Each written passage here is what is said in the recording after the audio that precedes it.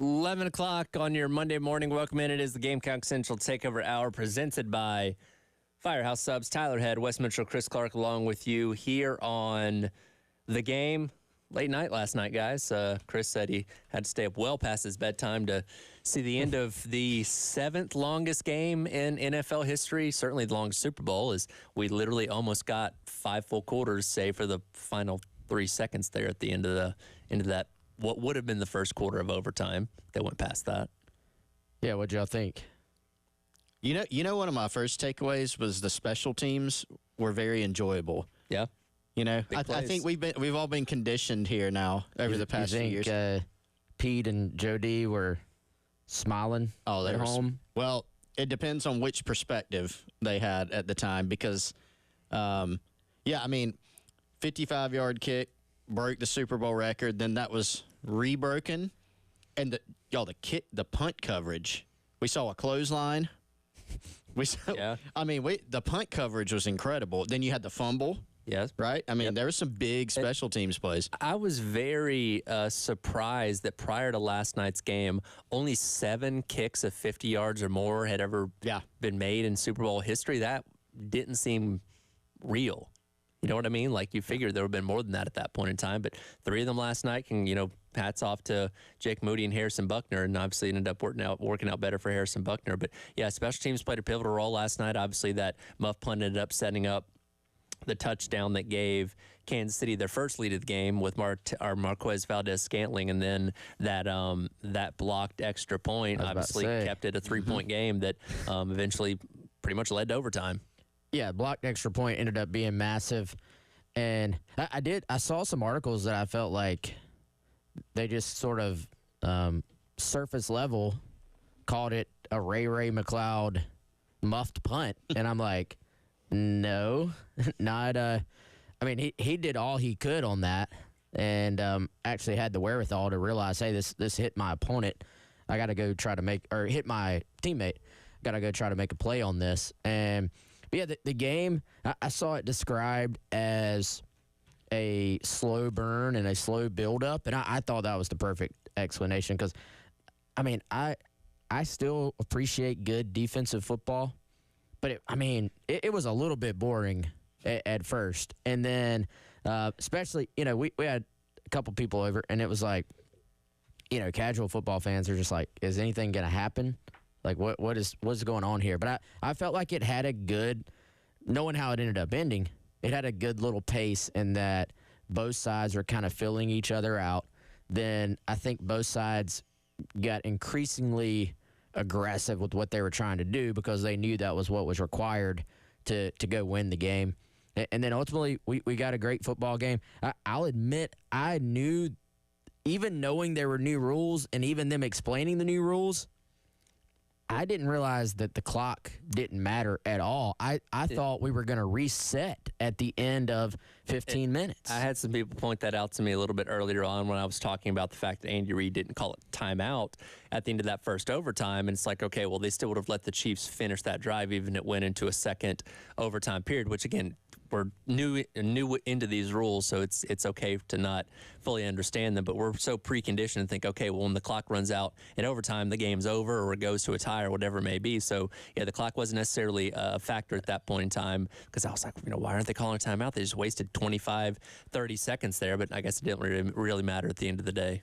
Yeah, and Romo did a good job of finally pointing that out because I was sitting there like when they first didn't call a timeout, I was like, oh, they're running this thing down in case they have to kick a field goal that, the Niners don't have a chance to answer, and then it will reset. I thought we still had an OT1. Yep.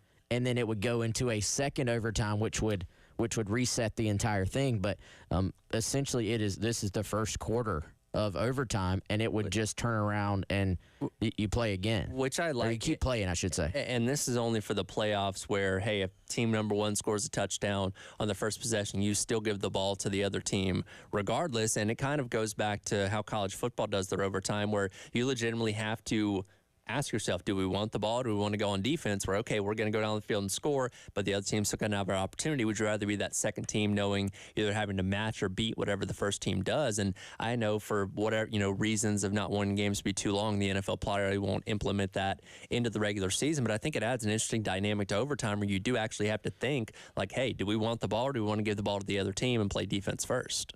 Well, it actually ended up becoming a factor. Even with that possibility, it maybe wouldn't have been a factor, but in this case, it did end up being a factor, which is kind of fascinating and which has led to people questioning the 49ers' decision-making in taking the ball first. And, if you, in theory, if you take the ball second, you're really having to get 2, 3, 4 steps ahead. In college football, you take over so close to your opponent's goal line anyway. You're already in field goal range in college football. So I think that factors into it. Obviously, you go second in college football. I think and I don't know what the analytics say. I'm sure they have an answer, but the Niners, like, I kind of get taking the ball first because you're saying, look, we're going to take control. And then if you're the Niners and you go score a touchdown, you put so much pressure on the Chiefs where a tip ball that goes up in the air and gets intercepted, game over. So I kind of get it. But once it all came into play, once you only got the field goal, because now the Chiefs know exactly what they needed. If it was reversed and you're the Niners and you somehow knew the Chiefs were going to score a touchdown, field goal is not an option for us right now. So it was fascinating. Did y'all read the comments a little bit different from the Niners players talking about the overtime rules and the Chiefs players talking about the overtime rules? Did y'all read those? I didn't see those. Yeah. So Chiefs players, when asked about the rules, are saying, yeah, we were talking about the playoff overtime rules being different in preseason camp. And they said every single game leading up to the playoffs, they were being reminded, hey, if there's an overtime, this is how it's all going to work. Niners players admitted, a couple of them, I didn't really know exactly what the overtime rules were, which is, that's tough. Yeah. Now, to a certain extent, if you're a player, you just go execute. You go, whatever the play call is, you go execute it. However, down and distance and situational football are a huge factor in every single decision you make on a football field. So that, to me, was a little bit concerning. Well, and real quick, I think, and that's not the reason why Kansas City won the game and San Francisco lost, but that is the small little differences between a team and an organization that's won 3 out of the last 5 Super Bowls and one that's lost 2 Super Bowls in the past 5 years. Some fascinating statistics here to go along with what you're saying. So this is from Fox Sports. I was curious about this. How did that rule change maybe affect, we'll have to, we don't have enough data yet, right? But just in the past, prior to the rule change, according to Fox Sports, there were 12 overtime playoff games since 2010. So that'd be what, almost 15 years, whatever. The teams that won the coin toss in those past games were 10-2. And 7 times the team that won the coin toss won the game on the first possession by scoring a touchdown without the other team possessing the ball at all. Yep. And then in those 12 games, no team that won the coin toss for overtime elected to kick. Right? So that kind of shows you the change in strategy like Wes was talking about. But, I mean, seriously, the entire game last night, I was going through thinking, all right, this thing's close. That means Patrick Mahomes is winning the game on the final drive. Well, I couldn't shake that feeling. What do we talk about?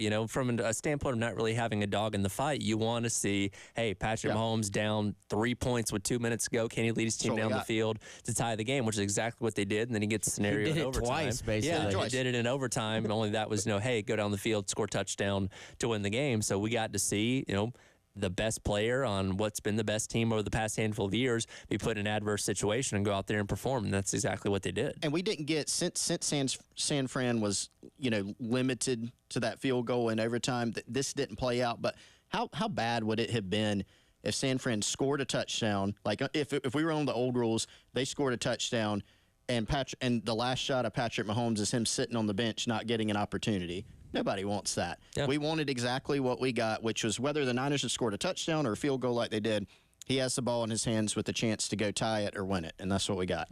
I'd be in favor of doing that for all games, quite frankly. I don't see why not.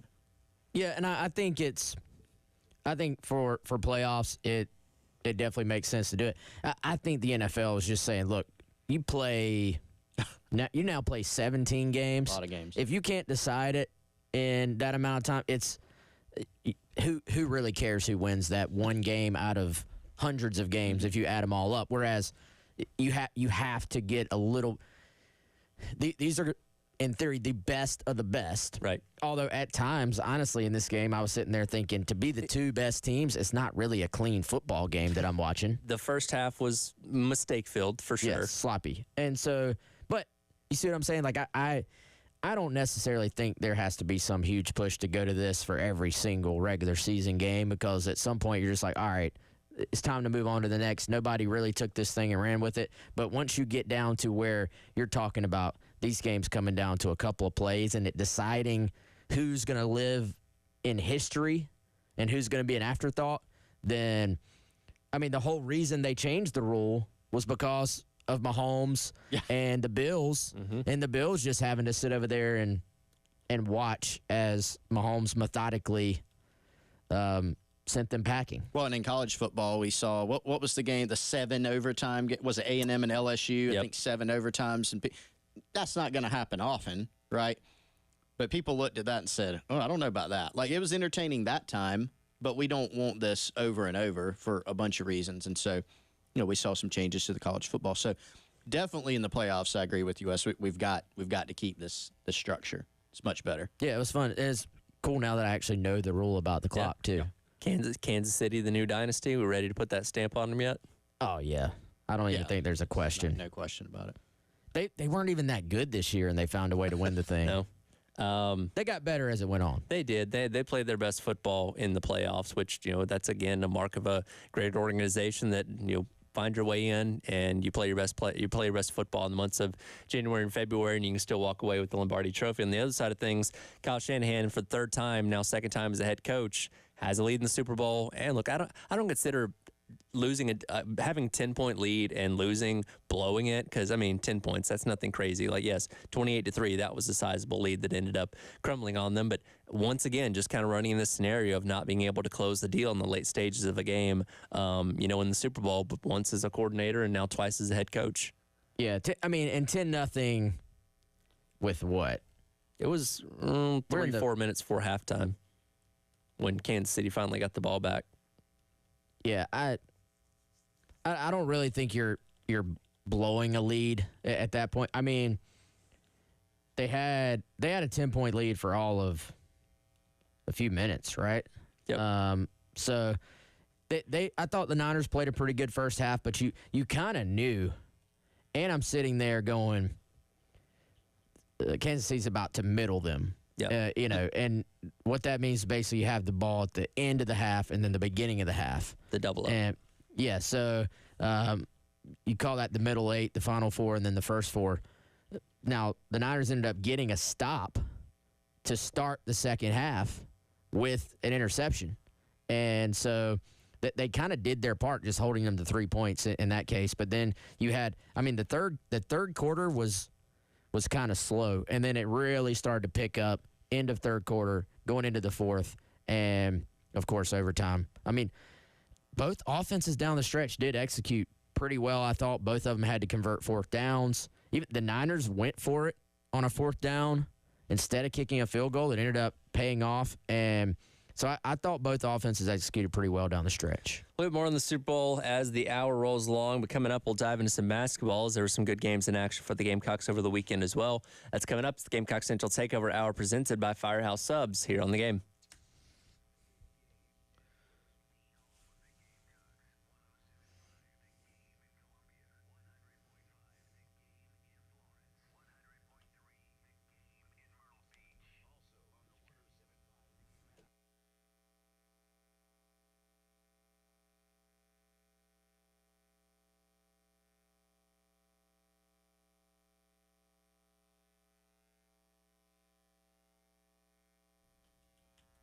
And I was actually enjoying the big game last night on my integrated media setup, guys. They mounted the TV in my living room. Outstanding setup. Got all the cords nice and hidden, so they're, nice and clean presentation.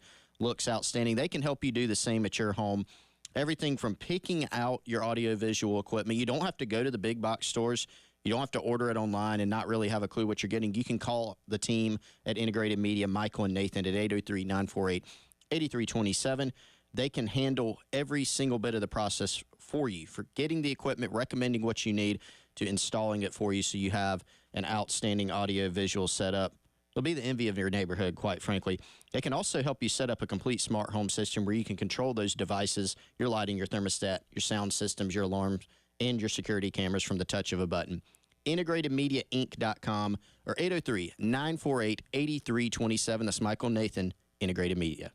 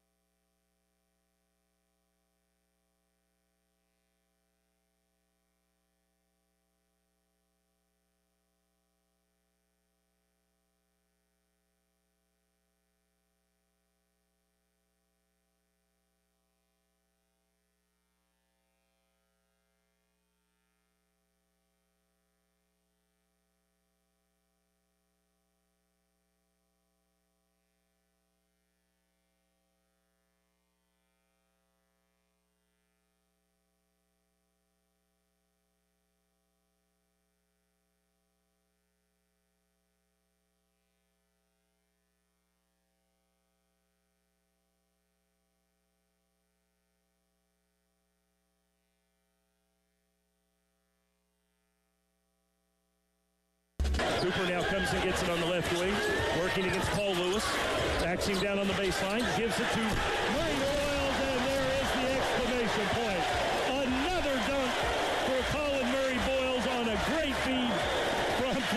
Cooper. Murray Boyles will break the 30-point barrier for the first time. 31 points for the freshman. My goodness, what a day. Welcome back in. It is the Gamecock Central Takeover Hour presented by Firehouse Subs. Tyler Head, Wes Mitchell, Chris Clark along with you on this Monday. That was calling the Gamecocks Radio Network as Colin Murray Boyles throws down a dunk to get to 31 points for his best performance of the season. 31 points, 7 rebounds, 2 assists, and another block that we're going to be talking about for a while. And every time we assess a game and look at Colin Murray Boyles' performance, we say, wow, this has been his best game yet. And then he goes out the next game and tops that. Now, 31 points, that's going to be hard to top next time out against Auburn. But, man, this kid keeps coming along and just continues to show all the hype that was around him going into the season. Obviously didn't have him because of the mono thing for a while. But, man, he seems to be at full strength now. He's just balling out night in, night out. Yeah, I'm not going to put it past him. I mean, he may go for 40 next time. Like, this dude is showing us why we were hearing little whispers this past summer of people kind of doing the eyeball emoji, like, hey, this kid has come in and been very impressive in practice. I remember, I think it was Michi, one of our Garnet Trust interviews, just raving about the kid back then.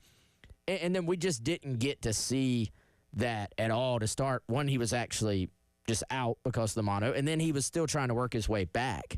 And we are starting to see, a combination of that and just the natural improvements of a freshman who is finding their footing, I think.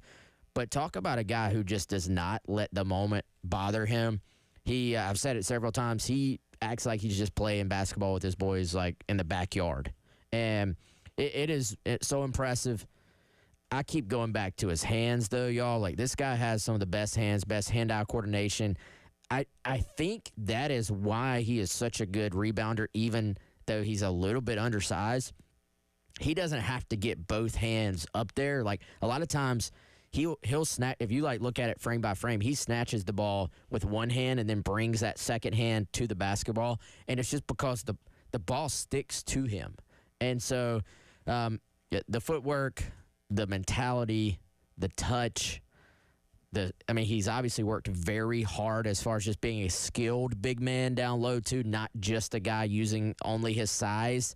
And we just saw it all come together this past game. But like you said, man, Ole Miss game was the best game of his career at that point. This was clearly the best game of his career to this point, and we'll get into it in a second. But his contributions have raised the ceiling of what this team could be moving forward. Jerry Stackhouse, Vanderbilt's head coach, who was a pretty good basketball player himself back in the day, he called Murray Boyles a man amongst boys. He basically credited him as being the difference in the game. He said that was the game because he got offensive boards. He had one rebound that he more than one, but there's one in particular I can think of, just man rebound. Just completely dominated Vanderbilt, went up and got it, put it back, and he just makes so many plays like that. But Stackhouse called him dominant, man among boys.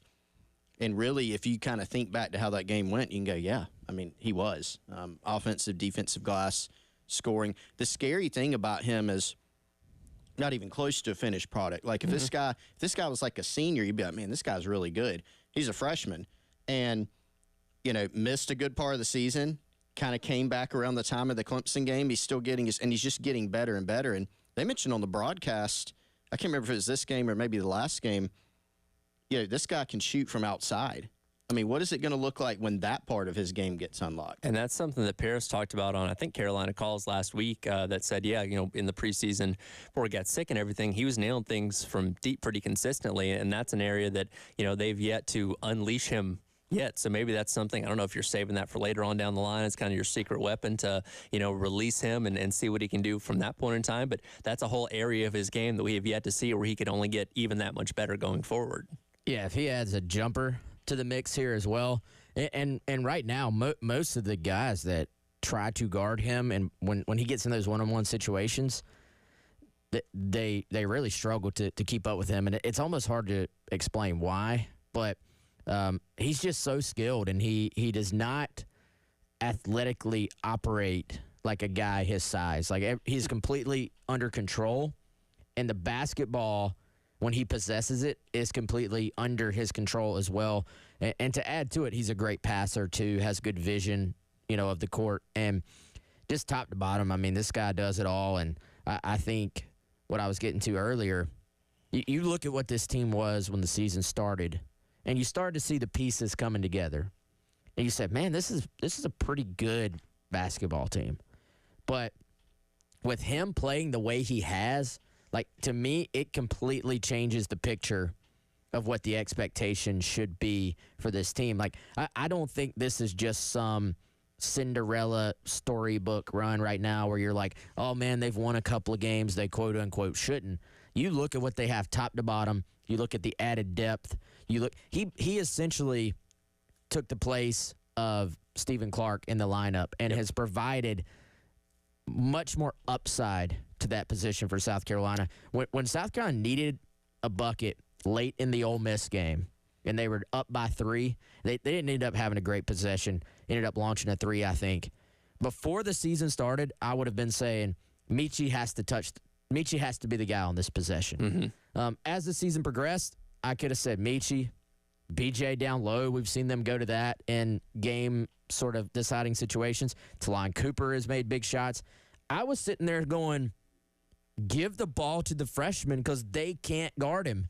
And so are we at is he their best player? He literally may all of a sudden be their best basketball player. But I do think the answer to that question and the reason this is a pretty good team, better than a pretty good team, is the answer to that question can change on a game-to-game basis. Very much so. Thomas wants to weigh in on the Love Chevrolet phone lines real quick about Colin Murray-Boyles. Thomas, thanks for the call. What's on your mind? Yeah, when I watch that game, 2 things stick out to me. This gentleman, he has hands like a wide receiver in football. Mm-hmm. The ball just sticks to his hand when he go up for a rebound. And 2, he has the power of a big power forward. He reminds me of a young Charles Barkley. Agility and power for a guy that size. He's just unstoppable. And I'll leave it at that. Yeah, appreciate the call. Thank you, Thomas. That's lofty. That's a lofty comparison there. But again, very very young in his college career, and hopefully going to be around for the next couple of years. And who knows what kind of success he could lead South Carolina to. And again with the aspirations of being in the NCAA tournament a month from now, and the ability of him getting better and better and better. You just never know what this team's going to be capable of.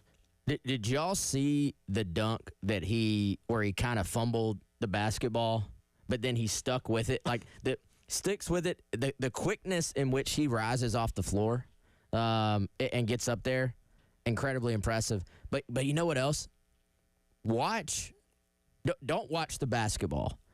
Like, there were times, especially in the second half when South Carolina had a lead, I was just watching Murray-Boyles the entire possession, and he's out there directing traffic.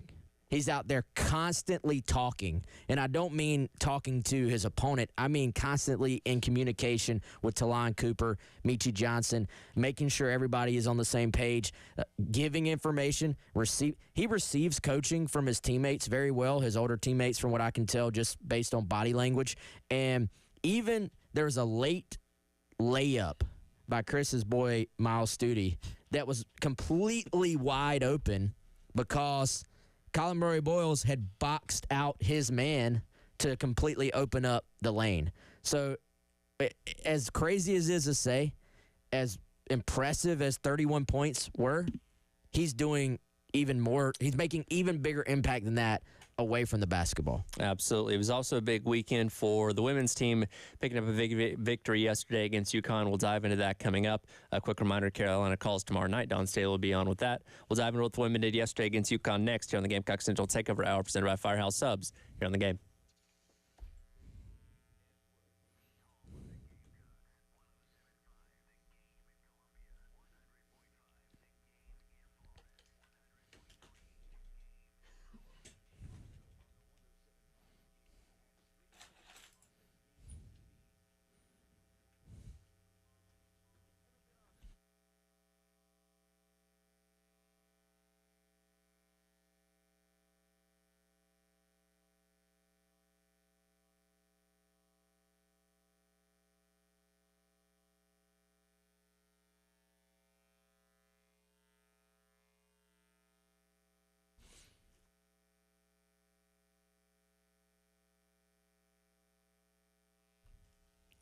All right, guys, this show and every single episode of the Gamecock Central Takeover Hour presented by our friends at Firehouse Subs.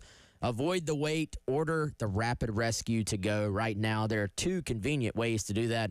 One would be just going on over to firehousesubs.com on any device you have, or you want to make it even easier for next time, go ahead and download the Firehouse Subs app, create an account, save a password, and then you can save all your favorites on there, and most importantly, you can get points every single time you order.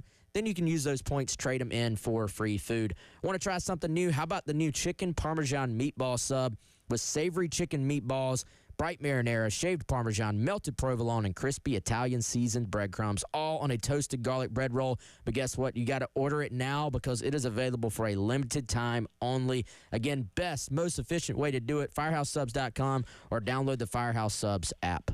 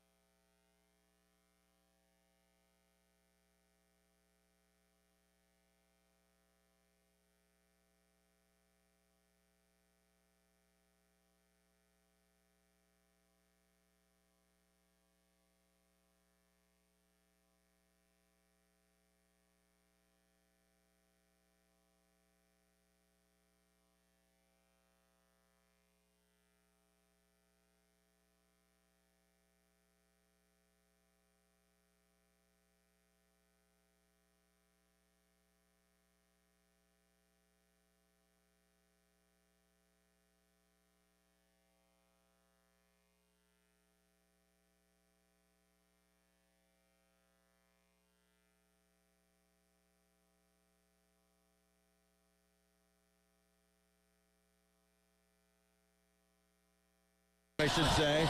And Gamecocks can dribble out the clock. They'll knock off the Connecticut Huskies for the fourth consecutive time, fifth time in the last 6 meetings. South Carolina throttles UConn 83-65 at a sold-out Colonial Life Arena. Welcome back in. Gamecock Central Takeover Hour presented by Firehouse Subs. Tyler Head, West Mitchell, Chris Clark along with you. Yesterday, Brad Mueller on the call at Colonial Life Arena before the Super Bowl. The women taking down number 11 UConn 83 to 65 out at Colonial Life Arena. And the big question coming in this game was obviously how was South Carolina going to be able to fare without Camila Cardoso for the second straight game. Didn't have any problem against Missouri the other night, as we didn't expect them to. But this is a different team, and UConn did come in with a lot of injuries and a lot of key players missing. But South Carolina goes out there, doesn't really skip a beat, and picks up a pretty decisive 18-point win over number 11. It was a party at CLA. Man, Pow Pow was obviously like part of the story. She had a big night or a big day and just was fantastic. But, I mean, once again, just this was the example of a complete team effort, I thought, Chris. And, at this point, you're just out of sentences to even say about this group, because who else can just lose their, I hesitate to say best player, one of their best players, because this team is just so good. Leading scorer in Cardoso, and just not really miss a beat at all. And so it's so impressive. Again, top to bottom, just everybody contributing. And you had Plies in the building, who was just fantastic. Now, did he have a crock pot? He legit had a Target crock pot. Okay. Just anything in there, you think? I know he couldn't plug it up. There's no extension cord, but I'm amazed he got to sneak it into the arena, to be honest with you. But my kid, not to go on a tangent, my kids couldn't bring in a sign one time. He got a crock pot in, but he's also a little bit more. He got about 10 million followers on Instagram. They're like, sir, you can't. Oh, yeah, you're good. But dude, back to the game. It's crazy. Chris Wellbaum had an article they put out today. Just, hey, South Carolina is the standard at this point. Yeah. And there's no sort of greater example of that. The standard used to be UConn. And traditionally, their numbers in the last, 30 years, yeah, you still tip your cap to that. But as far as right now in today's women's basketball, what South Carolina's doing is the standard. And they honestly could have named their score. Like the final score was not indicative of even how much of a beatdown this was. And South Carolina was up by, I think, 25 at one point in the fourth quarter. And, UConn kind of chipped away a little bit there at the end. Yeah. But it was so impressive. It struck me. And I know, like, this UConn team, and they're still really good, right? That's the thing. They're not as good as some of those dominant UConn teams. And they're missing, 5 people? They got 5 girls out for the year. So this, the full-strength version of UConn probably gives South Carolina a better game. I'll still pick South Carolina to win, even given that. But it did strike me during the game of, man, this is almost bizarre that a UConn team coached by Gino Auriemma is playing in Columbia and looks helpless. Like they have no answers. That's wild to think about. And that just because that would have never happened, 10 years ago, even 5 years ago, probably. And just wild to think about. But yeah, UConn missing some players, South Carolina missing Cardoso. And I feel like every single game we go through this process with this South Carolina women's team. It's, well, so-and-so didn't have a great game, but they won by whatever. Double digits, always, almost. I thought in the game, Ashlyn Watkins was huge. She made some outside shots. Chloe Kitts made some outside shots. Pow Pow's shooting.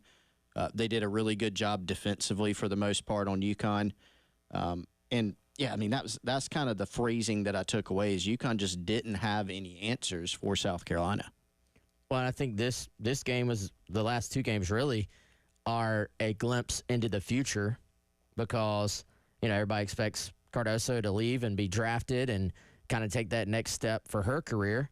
And we've seen South Carolina replace the freshies in what was the best class in program history. They all sort of moved on for the most part in one offseason. South Carolina just keeps it rolling. And now you're getting a glimpse of what this group may look like next year after Cardoso leaves. And, Ashlyn Watkins, I saw her play once in high school, and you could see the athleticism off the charts, right? But the development of Watkins, the development of Chloe Kitts from last year when she enrolled early, and everybody knows that story, but just how she's come along. I mean, if you're in this program and you put your head down and go to work, first of all, you don't have a choice. You either do what's asked of you or you just leave. You don't have a choice. But the development of everybody, I feel like if you're here, if you're in this program, you get better. This is not just, oh, yeah, we recruit as well as anybody if we're Doan Staley and staff. You develop as good as anybody out there, too. And top to bottom, I mean, you put it perfectly, man. UConn just, they were completely helpless as far as any ability to, but like, where do you go? Like, where if Pau was shooting the way she was, Yeah. like the only way you have a chance against South Carolina is if they are having an off night shooting from the outside, and then you somehow find a way to out rebound them down low and sort of just turn them a little bit into what they were last year, which was much more of an inside focused team. And that's what Gino Auriemma pointed out. You know, first of all, during the game, I think they interviewed him after the first quarter, and Watkins had hit some outside shots, and he said, well, there's only so much you can do. You know, going back to that helpless, crazy to think about, right? And so they wanted to push Watkins out. He felt like in his post game, he said, hey, we played him better in the second half. I think it was a little bit, not purposely disingenuous, but he pointed out the second half deficit. That could have been a lot worse, like you said earlier. South Carolina pulled back. So I don't really buy that as much. UConn did play better in the second half and maybe figured some things out. But he pointed to, you know, this team is so much different than other South Carolina teams that we have played against, win or loss. And he pointed out the outside shooting, right? The ability of Pau to step out, Raven Johnson developing that shot, Bree Hall. They can hurt you inside and out. And then, of course, they're going to continue throwing the depth at you in waves, which just really makes it hard for others. And I got to think Watkins sort of extending out a little bit and showing that she can hit that little kind of shorter jumper. And we've seen Kitts hit the mid-range jumper pretty much all season long. I got to think that was in the game plan early on just to show UConn that's there and force them to kind of make some decisions on, hey, where are we putting Leah Edwards? How are we going to defend this? And then when you got Pau doing what she's doing too, all at the same time, it's, I mean, I don't know where you go if you're them. You gotta hope one of those things. If you're an opponent, you gotta hope one or two of these factors is just kind of off for that particular night. And in this case, Carolina was up to the challenge. Atmosphere watching on TV, insane. South Carolina fed off of it as opposed to kind of getting a little too up for the game, which I think says as much about this group and how Doan Staley just schedules and says, hey, we'll play anybody anywhere. I don't even know what else you say. It's just impressive top to bottom. Another box check by taking down UConn on Sunday. And only a couple more games left in SEC play. None of them against ranked opponents. They do have two matchups against the third team in the SEC, that being Tennessee, starting on Thursday night out there in Knoxville. By the way, coming up on Wednesday night, you have the men's team in action as they take on Auburn at 8:30. Pregame coverage starting at 8 o'clock right here on The Game. Come back and wrap up today's edition of the Gamecock Central Takeover Hour presented by Firehouse Subs here on The Game.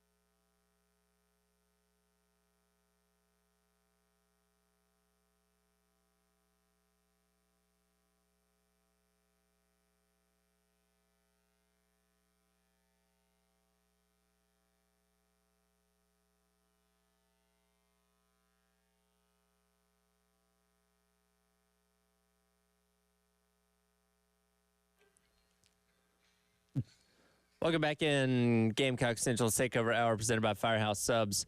Tyler Head, Wes Mitchell, Chris Clark along with you on this Monday. Reminder, you can always listen to us on the 107.5 The Game app or watch us on the Game TV, sponsored by our friends over at Shepherd's Glass. As we wrap up here, a couple more notes on the Super Bowl. We're talking about the halftime show a little bit earlier.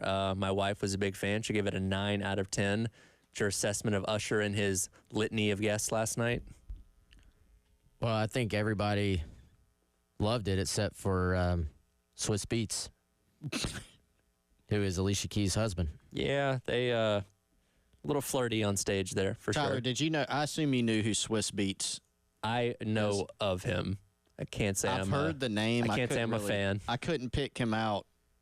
If he was sitting in a room with us, I'd be like, that might be Wes. It might be Swiss Beats. Well, hopefully I don't Usher knows what he looks like and needs to keep saying He's going to.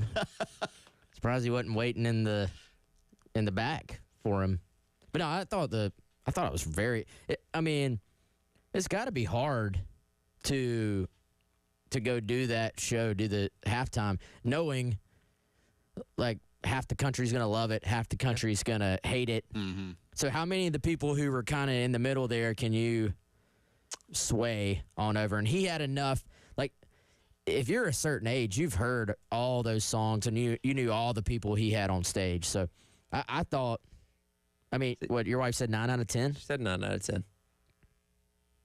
I think that's about where I'm at. See, that's the halftime show they should have had it in Atlanta instead of Maroon 5.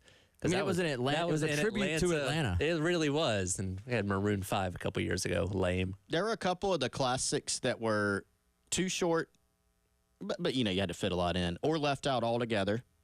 That was my only gripe. What did you want to hear that was left out? Well, he didn't do "You Make Me Wanna," did he? No, I don't think so. that was one. That was the main one.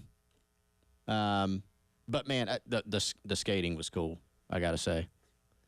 What if he had And a lot of busted the it? stunts. Like, I feel like that was a I was that was a worried about it. risk. Well, that's kind of one of those things when you're watching the halftime show, you're almost kind of like wanting to see if somebody's going to mess up. And when they were skating, I was like, oh, somebody's going to mess this part up. But as far as I saw, they did it flawlessly. Oh, that's just mean, man. Well, I don't want anybody to get hurt, but like, you know, there's a lot of moving pieces to a Super Bowl halftime show. You're like, somebody's got to be at Somebody's gotta screw one something step up. out of place, right? But no, everything looked pretty flawless last night. Yeah, I thought it was good. What was your number, Chris? You know, I don't know if I came. I'm good with a 9. I'm good with a 9. 8.5. Yeah, 8.5 feels 8.5? a little. I did see a good meme because he was sweating profusely pretty early on in that performance, and somebody said me at Williams-Brice in August watching a non-con noon kickoff, and I was like, Very yeah. accurate. Chef's Pretty kiss there. Favorite commercial? Anything stick out to y'all?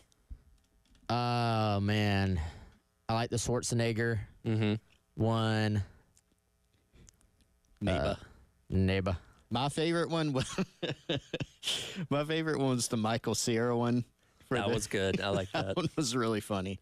The Duncan one was pretty good. They had a lot of star power in that one. They just went with the let's put star power and then let's just make it as insane as possible so it's memorable. It's a good formula. What y'all think of the Paramount Plus one with Patrick Stewart, Yeah. Drew Barrymore? Peppa Pig. Yeah. They showed the shortened one first, Uh-huh. and we were kind of like, They wasted all those people. And then they later on showed the full one, and I was like, oh, that's actually pretty good, but I wish I'd seen the full one first. Yeah. I liked there was an Uber Eats one that was good.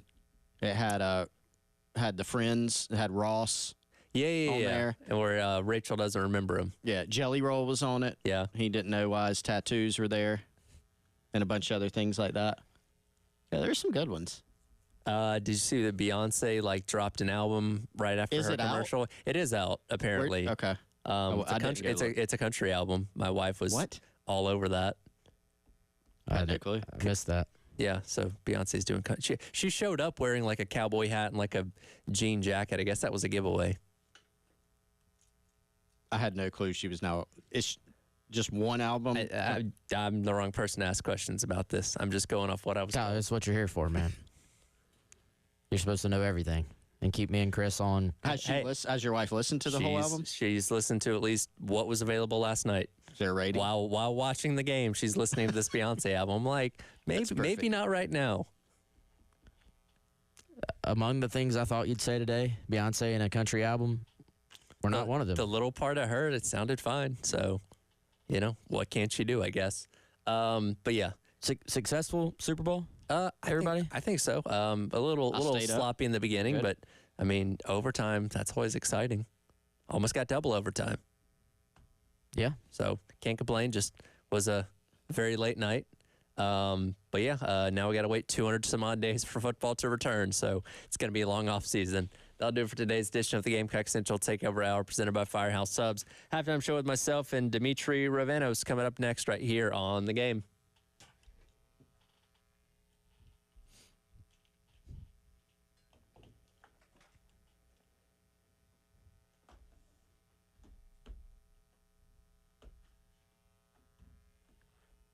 All right, before we get out of here, let me tell you about one more great sponsor, our friends at Classic Roofing, offering residential and commercial roofing services throughout Columbia, South Carolina, and the surrounding areas. Joe Reeder, Max Sawyer, they're both longtime residents of the Palmetto State. They got families who live here, and they've got experience spanning more than 20 years in the roofing game.